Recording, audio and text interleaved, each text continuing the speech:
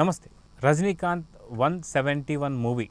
అయితే ఈ మూవీ గురించి పలుమార్లు మనం మాట్లాడుకున్న కొన్నిసార్లు కొత్త అప్డేట్లు రాబోతున్నాయి. అయితే ఇప్పుడు కొత్తగా విలన్ గురించి ప్లస్ అదేవిధంగా మిగతా పాత్రల గురించి కొంత అప్డేట్ అయితే వచ్చింది. ఆ అప్డేట్ ఏందో ఇప్పుడు చూద్దాం. సార్ నమస్తే. నమస్తే అండి. మొత్తానికి 171 రజనీకాంత్ మూవీలో విలన్ ఎవరో తెలిసిపోయింది అనేటువంటి వార్తలు వస్తున్నాయి. దాంతోపాటు మిగతా పాత్రలు కొన్ని వచ్చాయని చెప్పేసి ఆ పాత్రల గురించి ఈ సినిమా గురించి మీరేం చెప్పబోతున్నారు? అంటే రాణా విలన్గా నటిస్తాడని వచ్చింది 171 గురించి. అది 22వ తారీఖు అది సినిమాకి సంబంధించిన అఫీషియల్ అనౌన్స్మెంట్ రాబోతుంది. అంటే ఒక టీజర్ లాంటిది రిలీజ్ చేస్తారని, ఆయన గెటప్ ఎలా ఉంటుంది దాని మీద ఒకటి. అలాగే నటి శోభన కూడా చాలా కాలం తర్వాత రజనీకాంత్తో ఈ సినిమాలో నటించబోతుందని వార్తలు అయితే వచ్చినాయి. ప్రధానంగా మెయిన్ విలను రాణా అనేది ఒకటి వార్తలు అయితే వస్తున్నాయి. అంటే రాణా ఇప్పుడు వేటగాడు సినిమాలో వేటాయన్ అనే సినిమా రాబోతున్న 170లో కూడా రాణా నటించాడు. దాంట్లో కూడా విలనే అంటున్నారు. బాహుబలిలో ప్రభాస్కి ధీటైనగా వ్యక్తిగా ఎట్లా ఉన్నాడు రాణా, ఇందులో కూడా రజనీకాంత్కి ధీటుగా రాణా ఒక కీలక విలన్ పాత్రని పోషించాడని చెప్పి ఇట్లా పోషించబోతున్నాడు 171 మూవీలో అనేది టాక్ అయితే ఉంది. అయితే గతంలో చూసుకుంటే మనకి శోభన ప్లస్ రజనీకాంత్ వీళ్ళిద్దరి కాంబినేషన్లో దళపతి సినిమా నిజంగా అదొక బ్లాక్ బస్టర్ మూవీ అని చెప్పుకోవచ్చు. సో మమ్ముట్టి ప్లస్ రజనీకాంత్ అదేవిధంగా అరవింద్ స్వామి వీళ్ళ కలయికలో మనం చూసాం సినిమా. అప్పుడు అదొక పెద్ద బ్లాక్ బస్టర్ కింద చూడవచ్చు.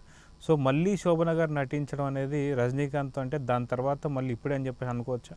అవును, చాలా అసలు ఆవిడ సినిమాలకు కూడా చాలా దూరం అయిపోయారు. ఒకటి మంచి డ్యాన్సరు శోభన, ఇప్పటికి డ్యాన్స్ క్లాసెస్ తీసుకుంటూ ఉంటారు. అలాంటి చాలా కాలం తర్వాత శోభన సినిమాలో రావడం అనేది ఒక విశేషమే.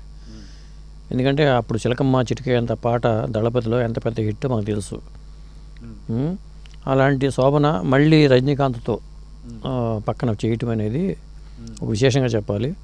దాంతోపాటు ఇక్కడ రాణా పాత్ర ఏంటంటే ఇప్పుడు ఈ ల్యాప్టాప్లని లేకపోతే టెక్నాలజీని హ్యాక్ చేసే సాఫ్ట్వేర్స్ హ్యాకర్ పాత్ర అని చెప్పి అంటున్నారు. మొత్తానికి అంటే టెక్నికల్గా ఉంటుందని చెప్తున్నారు. ఆ పాత్ర కూడా ప్యూర్లీ టెక్నికల్ విలన్ రాణా పాత్ర. ఈ సినిమా కూడా మరి రజనీకాంత్ బంగారపు చైన్లతో కనిపించిన గెటప్తో రివీల్ చేశారు కాబట్టి అంటే ఖైదీ మాదిరిగానే ఒక రోజులో జరిగే కథలాగా తీస్తారు ఇది అని చెప్తున్నారు. లోకేష్ కనకరాజు కూడా ఈ సినిమాని చాలా ఫాస్ట్గా ముగించాలి, దీని తర్వాత ఖైదీకి సీక్వెల్గా మళ్ళీ కార్తీతోనే సినిమా చేయాలి అందుకని చెప్పేసి పక్కా స్క్రిప్ట్ రెడీగా పెట్టుకుని ఆయన ఉన్నాడు. జూన్లోనే ఈ సినిమా సెట్స్ మీదకి వెళ్ళిపోతుంది. అంటే రజనీకాంత్ ఇప్పుడు ఈ సినిమాతో పాటు దీని ప్యారలల్గా జైలర్ 2 హుకుమ్ అనే పేరుతో జైలర్ 2 రాబోతుంది. ఆ సినిమా కూడా హుకుమ్ సినిమా వస్తుంది. ప్లస్ వేటాయన్ సినిమా, 3 సినిమాలు. ఇవి కాకుండా కూడా ఇంకా చాలా సినిమాలు అంగీకరించే పనిలో ఉన్నాడని చెప్పి అంటున్నారు. కమిట్మెంట్స్ అంతా దాదాపు రజనీకాంత్ 2025-2026 దాకా ఆయన బాగా బిజీగా ఉండే ఏర్పాట్లు అయితే చేసుకున్నాడు పక్కాగా.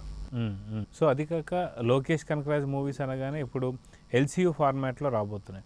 సో ఇప్పుడు రజనీకాంత్ వచ్చే సినిమాలు రెండు చూసుకున్నా సరే ఇప్పుడు 171 అనేది ఇది కూడా ఒక LCU ఫార్మాట్లోకి వస్తుంది అనుకోవచ్చు అంటారా? ఇది LCU ఫార్మాట్ కాదని చెప్పి అంటున్నారు. ఎందుకంటే మళ్ళీ LCU ఫార్మాట్లో పెడతారా లేదా అని తెలియదు మనకి. అలా పెట్టుంటే మళ్ళీ కమల్ హాసన్ ఎవరిని దీంట్లో యాడ్ చేసుకుంటే ఇంకా బాగుంటుంది. అంటే వీళ్ళు మొదలు పెట్టడం అయితే ఒక వారం అనుకుంటారండి, బయట రివీల్ చేయట్లా. ఏమన్నా ఎవరు ఇచ్చినా కానీ బయటకు అఫీషియల్గా అనౌన్స్ చేయట్లా. ఆ తర్వాతే సినిమా అంతా, ఎందుకంటే ఒక్కోసారి తప్పుకోవచ్చు. ఇప్పుడు తగ్ లైఫ్ సినిమా మణిరత్న గారి డైరెక్షన్లో కమల్ హాసన్ది తగ్ లైఫ్ ఉంది. దాంట్లో దుల్కర్ సల్మాను, జయం రవి వీళ్ళందరూ ఉన్నారు. మళ్ళీ తర్వాత దుల్కర్ సల్మాన్ తప్పుకున్నాడు, జయం రవి తప్పుకున్నాడు వార్తలు వచ్చినాయి. మళ్ళీ లేటెస్ట్గా ఏంటంటే వాళ్ళు ఉన్నారని చెప్తున్నారు, లేదు మళ్ళీ వాళ్ళు జాయిన్ అయ్యారని అంటున్నారు. ఇట్లాగే ఉంటుంది. అందుకని చెప్పేసి ముందుగా ఏమి రివీల్ చేయరు. సాధారణంగా ఒక్కొక్కళ్ళు అనుకుంటారు, ఒక్కోసారి వాళ్ళ డేట్స్ కుదరవు, ఈ సమస్యలు ఉంటూ ఉంటాయి. అందువల్ల ఇట్లాంటి సమస్యల వల్లనే ఇట్లాంటి మార్పులు జరుగుతూ ఉంటాయి. అందుకే ముందు అనౌన్స్ చేయరు ఇప్పుడు. అయితే తలపతి విజయ్ సినిమా ఏదైతే వచ్చిందో లియో కూడా ఫస్ట్ నుంచి కూడా ఈ లోకేష్ కనకరాజ్ టీం అంతా చెప్తుంది ఇది LCU ఫార్మాట్కి సంబంధించిన సినిమా అయితే కాదని. కానీ రిలీజ్ అయిన రోజు మాత్రం అర్థమైన పాయింట్ ఏంటంటే లాస్ట్లో మళ్ళీ కమల్ హాసన్ వాయిస్తో పాటు ఖచ్చితంగా వీళ్ళని కూడా జాయిన్ కావాలి అన్నట్టుగా LCU ఫార్మాట్లోకి లియోని కలిపేసి వీళ్ళందరి కాంబినేషన్ అంటే ఇప్పుడు లియో కావచ్చు, ఒక పక్కన రోలెక్స్ కావచ్చు, కార్తీ ఢిల్లీ కావచ్చు, ప్లస్ విక్రమ్, వీళ్ళందరితో పాటు వీళ్ళందరికీ అసలు ఇంకొక బాస్ అంటూ ఎవరైనా ఉంటే అది రజనీకాంత్ అవుతుండొచ్చు కాబట్టి లాస్ట్ ఫైనల్ పెట్టొచ్చు బహుశా భాషకి కనెక్షన్ ఇవ్వచ్చు అనుకోవచ్చా? అట్లా పెట్టొచ్చు. ఏదో కొత్త ఐడియా లాగానే ఉంది. లోకేష్ కనకరాజుకి ఐడియా లేకపోతే మన వీడియో చూస్తే మాత్రం ఈ ఐడియాని ఫాలో అయ్యి భాషను కూడా కలపచ్చు, చెప్పలేము. కాకపోతే మళ్ళీ భాషా పాత్ర తేవాలంటే మళ్ళీ చాలా పర్మిషన్స్ తతంగాలు వాళ్ళు ఒప్పుకోరు కదా, కాపీరైట్ సమస్యలు ఉంటాయి. ఒప్పించడం పెద్ద కష్టం కాదు.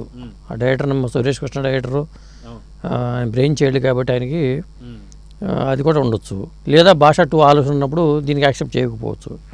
ఇలాంటివన్నీ ఉంటాయి. ఏదేమైనా రజనీకాంత్ని వీళ్ళందరినీ కలపడానికైతే స్కోప్ ఉంది. ఆల్రెడీ అందరితో సినిమాలు చేస్తున్నాడు కాబట్టి అందరికీ లోకేష్ కనకరాజు సత్తా ఏంటి తెలిసిపోయింది కాబట్టి లియో సినిమా అంత పెద్ద సక్సెస్ కాకపోయినా రజనీకాంత్ లాంటి హీరో ఆయనకి మళ్ళీ సినిమా చేస్తున్నాడు కాబట్టి అంటే డబ్బులు వచ్చినాయి కదా, అదే చూస్తారు ఎవరికైనా సరే.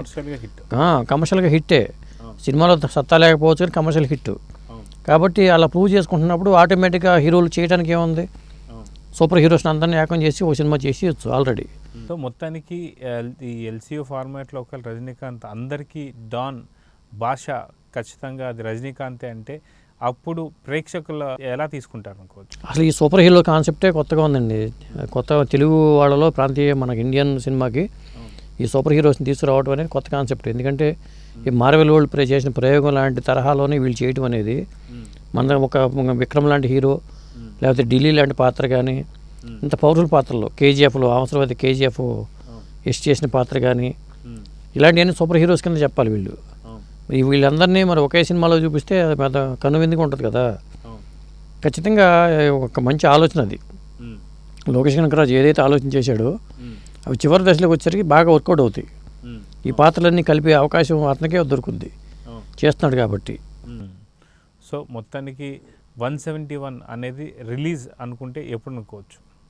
నేను అనుకోవడం 2026కే అవుతుందండి. ఎందుకంటే ఎంత ఫాస్ట్గా చేద్దాం అనుకున్నా లేదా 2025 దసరాకి రిలీజ్ అయ్యే ఛాన్సెస్ ఎక్కువ ఉంటాయి. అంటే జూన్లో మొదలుపెట్టిన షూటింగ్ 3 నెలల్లో కంప్లీట్ చాలా ఫాస్ట్గా చేసిస్తే అది వేరే విషయం. లేదా సీజీ వర్క్లు విఎఫ్ఎక్స్ అనుకుంటే మాత్రం కష్టం అవుతుంది. అది నేను అనుకోవడం నెక్స్ట్ దసరాకే ప్లాన్ చేసుకుంటారు దాన్ని రిలీజ్ చేయటం. ఎందుకంటే ఎట్లా ఈ దసరాకి వేటగాడు సినిమా రజనీకాంత్ వస్తుంది కాబట్టి నెక్స్ట్ ఇయర్కి 171, ఆ తర్వాత హుకుం కూడా ప్యారలల్గా చేయొచ్చామనుకుంటున్నాను నేను. ఓకే, సో చూద్దాం సార్. మొత్తానికి 171 లోకేష్ మూవీ మంచి విజయం సాధించాలని కోరుకుందాం. Thank you.